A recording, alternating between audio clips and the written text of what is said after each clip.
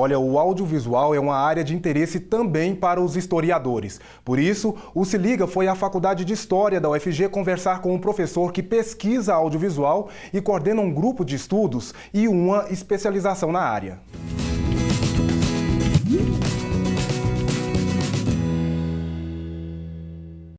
Sou o professor Roberto Abdala, professor de História e Cinema aqui na Faculdade de História da UFG e eu coordeno um grupo de estudos, pesquisa e extensão que chama-se NU, né? Cuja a sigla significa Núcleo de Usos Públicos da História, e coordeno também uma especialização que está sendo oferecida pela faculdade, que é ligada ao NU, que se chama História e Narrativas Audiovisuais. O que se faz tradicionalmente, né, nas mídias desde o cinema? É que essas mídias elas contam histórias, né? E essas histórias, muitas vezes, elas não correspondem à história que é produzida na universidade.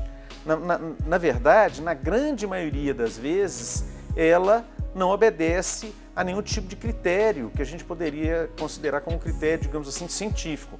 Dos anos 70 em diante, todos os historiadores têm uma preocupação, e de todas as áreas, independente de qual área que a gente estiver falando, eles têm uma preocupação muito grande com essa questão de o que tem sido produzido como uma narrativa que fala do passado e que, na verdade, muitas vezes distorce aquele conhecimento que já foi produzido a respeito desse passado, né? Como nós podemos fazer uma narrativa que seja tão dinâmica, interessante, com um apelo popular tão grande quanto até uma telenovela, por exemplo, né?